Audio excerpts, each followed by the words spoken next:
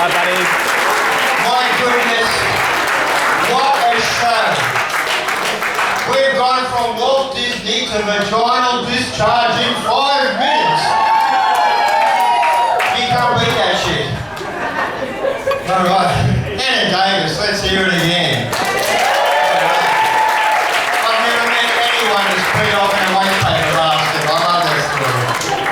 All right, I might know anyway. Let's not go there. Okay, you ready, mate? You know the job. Come on, hands together, clapping. That's it. That's clapping. On, Jay. Whistles, cheers. The inimitable Jay Morgan. He's in the house.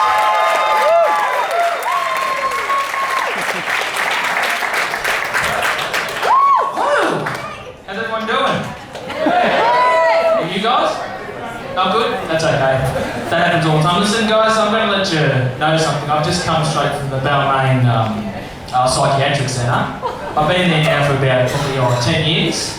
I really didn't want to be here tonight, but the head guy in charge says, oh look, there's a lot of misery going on in the Balmain area at the moment. Everyone's just depressed, they're on their mobile phones, they've just turned into zombies. I'm here, and it's great to be here in front of you guys right now.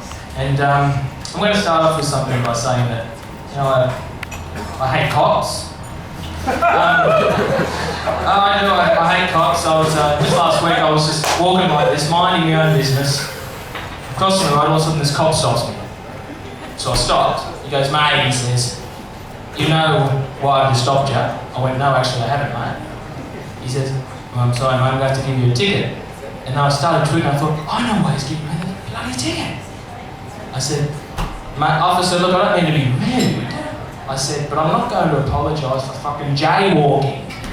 Now, that's my name, by the way, in case anybody missed that.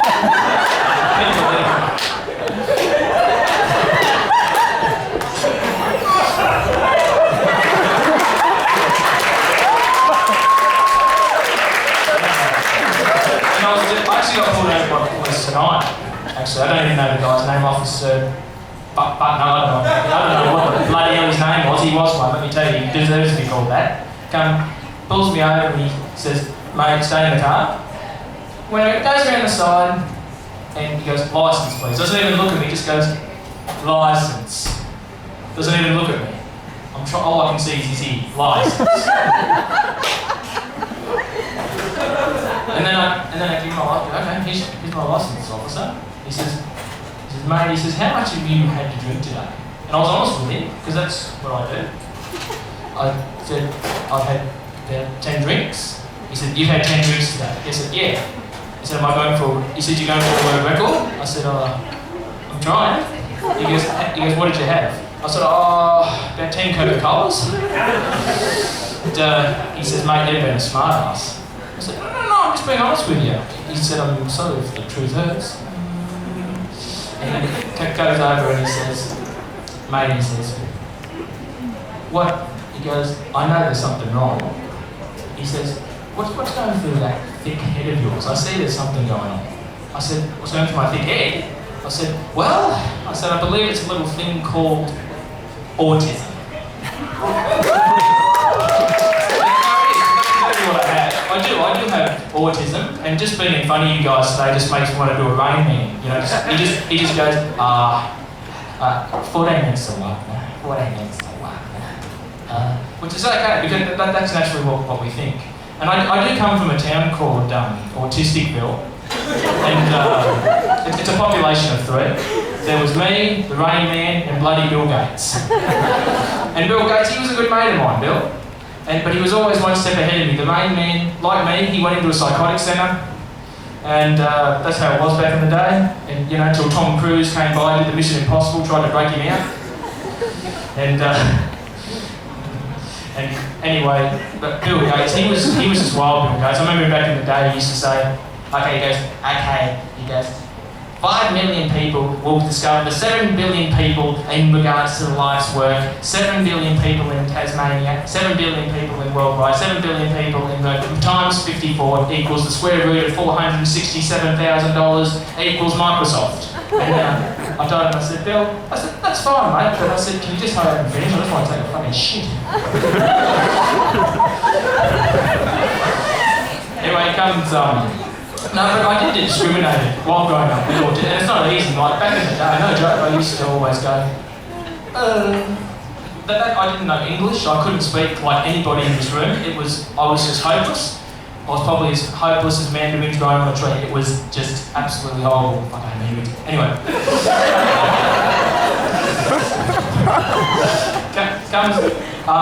There was this girl, I better not reveal her name just for sake of Tara, and she used to bully me. She knew I spoke hardly any word of English. She knew I knew nothing. I was helpless, I was defenceless, I was like a guy with no arms, no legs and a heartbeat. And she's kicking me while I'm down, and she's going, "You got autism, you can't do anything." And I'm thinking to myself, oh, she's right, I can't do anything. And this went on for years and years. By the time I was 12, I got really good at communicating with everybody.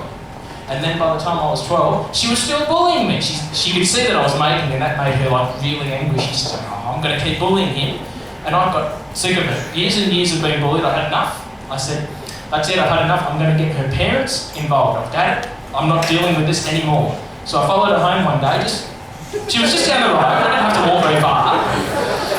People here are wondering, did I stalk her? No, I didn't stalk. She decided from here to the bar. She lives just like down the road from the school. I saw where she lived. So I followed her. And there she was. There she was. And it turns out that the mother and father were there. I could see their cars. I thought, good, they're home. I can get them involved. Yes. But then something happened. It turned out the whole family was there. And I'm thinking to myself, oh, this is fantastic. I'm going to get the whole family involved. They will all know what she's done to me for 7 years at school. So I very calmly approached the house and very nicely set it on fucking fire.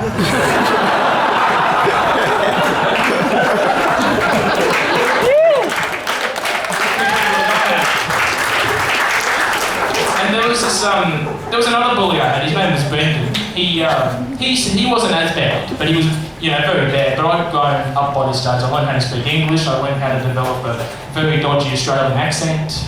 And I met up with him about 5 years ago. And by this stage, I just escaped the psychotic centre, so I was sometimes able to go out and see the world for when I wanted to. And I found him. I said, "Brendan, is that you?" He goes, "Yeah, it's me, mate. You haven't changed one bit."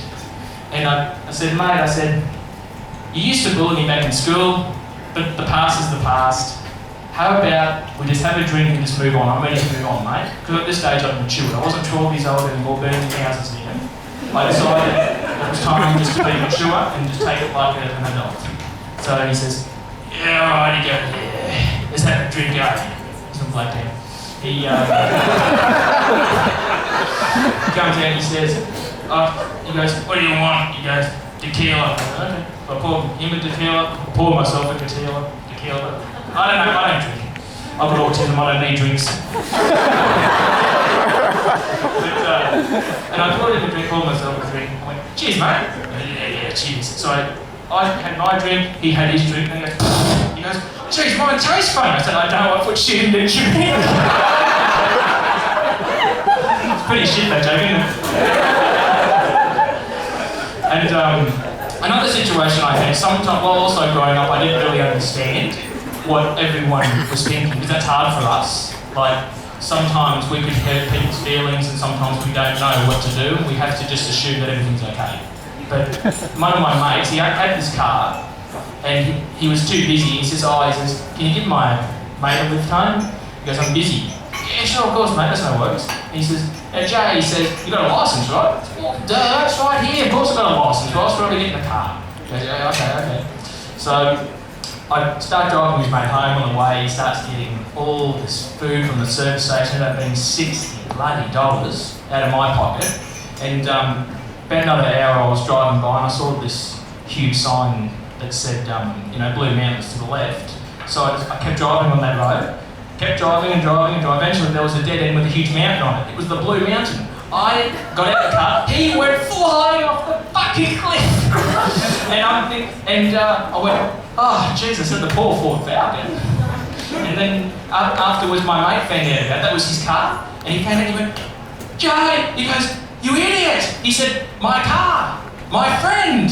My future. He goes, he said, you lied to me, Jay. He said, you told me you had a license. I said, I do have a license. I have a license to kill.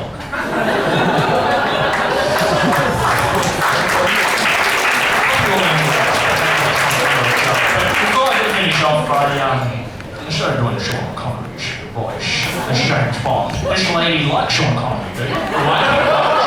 Sean Connery, he's 6'2", 60 men alive. He's good, isn't he? Jeez. I don't understand women, but I really, really fucking like them. I'm sorry for Sean Connery. Yeah. I'd like to finish off with a joke. I was doing a huge tour. This is just when the psychiatric centre of Balmain let me out again. They said, oh, we've got a famous tour for you.